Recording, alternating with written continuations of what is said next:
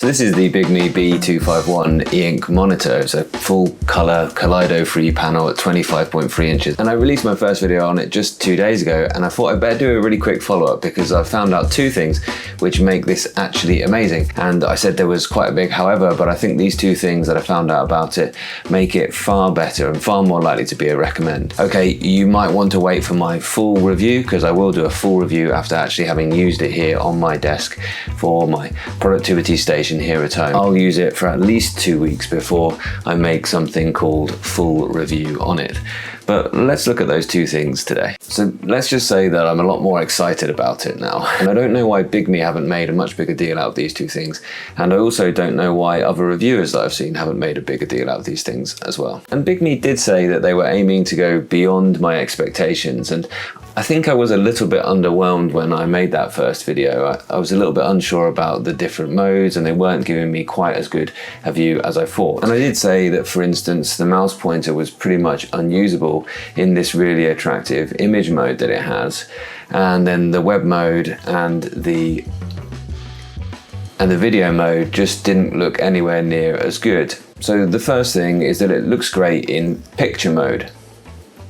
It didn't look great in any of the other modes, and I said that if it looked as good as picture mode all of the time, then it would be a definite recommend. But I had a really useful comment from Noobahoy who said it's probably the Windows clear type mode which is causing this. He said just go ahead and disable that and it should look better. And well, I did. I found out where clear type mode was. I found clear type mode in the settings, and well, you can turn it on or off, but you can also, as soon as you have it on, you can run a tuning of your monitors. It looks something like this, and you go ahead and tell it, a bit like an eye test, which one of these looks better on the screen. When you work through a bunch of text samples on all of your monitors, it gives you the best settings for clear type mode for all of your monitors. So it actually hasn't been that I've turned off clear type mode, it's actually been that I've gone ahead and calibrated this new monitor for clear type mode. And now, even in web mode, it looks a lot clearer and crisper in the text areas. And also all of the icons are popping better and any borders are much clearer and crisper as well. And I can tell you that it looks better in all of the modes. You've still got those compromises, but it does look better in all the modes, which is really good news for the monitor. How does that clear type mode work? Just for your interest, actually,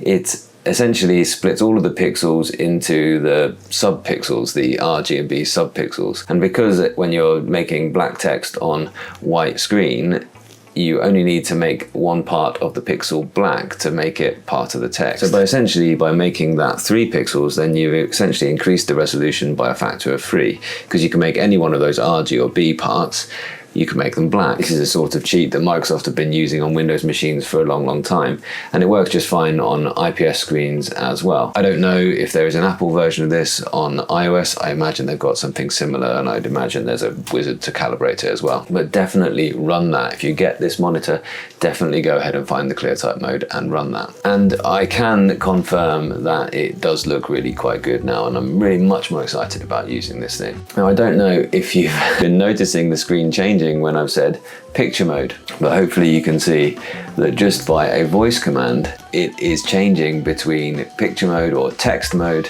or indeed video mode. And I don't know why Bigme aren't making a bigger deal of this. It just goes to show you why you should always read the manual of something that you buy. Because there it was, number 5 in the manual was a whole list of voice commands that they put in. And you can change things like the lighting, you can change the volume, but importantly you can change the ink mode. Turn on the warm light. Turn off the front light. Turn on the front light. Picture mode.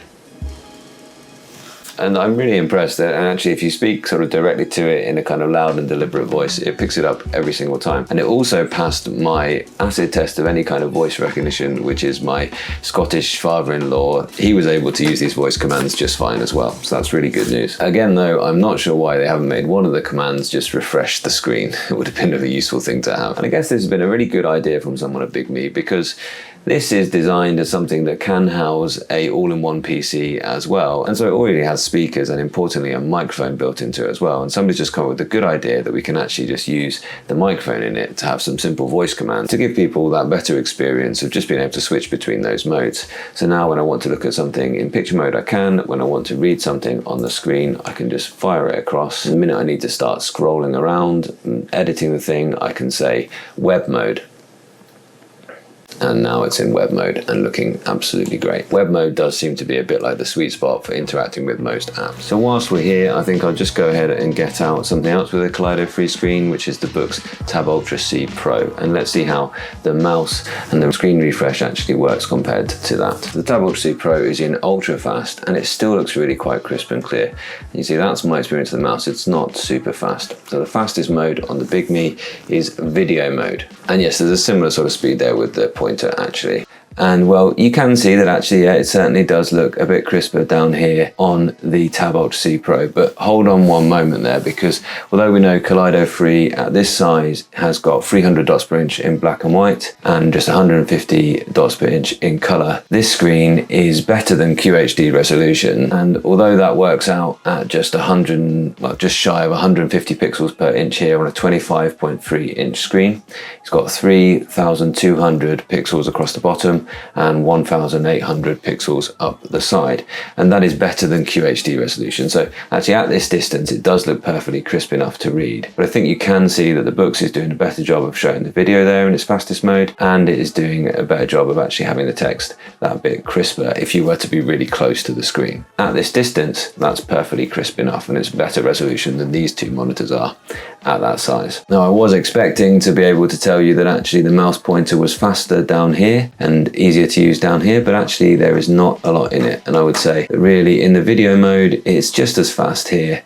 the mouse pointer. I'll just show you both these videos on sort of full screen, and I think you can see that you're getting better quality from the Boox Tab Ultra C Pro there in video mode. And I think that's something that Bigme could think about doing next time, or when Boox bring a screen of this size, and I hope they will, they'll hopefully bring a GPU in there as well. And that's something that commentators on the previous video have been saying, that actually having a Boox GPU, a Boox Super Refresh GPU, would actually manage to clear up that. You can see here a lot of the color artifacts that are showing in here, you're not getting so often down here on the Boox with its super refresh rate. And I think you can see that it's just generally doing a better job of handling faster moving images on the screen. Let's go ahead and pop them both into their very best modes though. So that here is called the HD mode. I guess the Regal, but HD will do just fine. Refresh that. And picture mode on the Bigme there.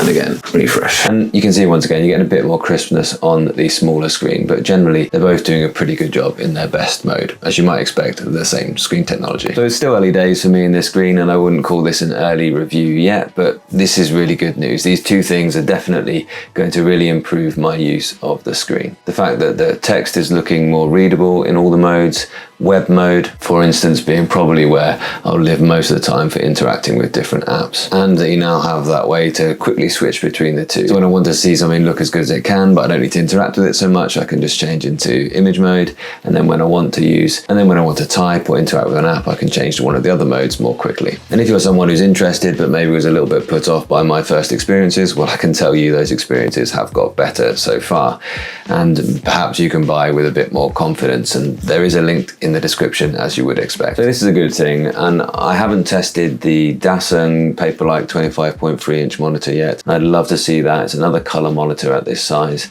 I'd love to see that in direct comparison with this, and I do hope that Boox will bring a monitor using this panel as well, and I'm sure they'll do a really good job as well. One thing I really did like about the Dasung monitor, the way the smaller 13.3 inch black and white monitor that I've tried, is you've got all the different modes for text, for web, for video, and for images, but then you've also got a speed mode within each of those, so you can change it from fast to fast plus, fast plus plus, and plus plus plus I think is the highest one. So that's something that Bigme could do in a firmware update, just to actually include a choice of the speed within each mode. I think that'd be useful. And also, just one more voice command please for a full screen refresh, so that I don't have to reach across every time I want the screen to look its best.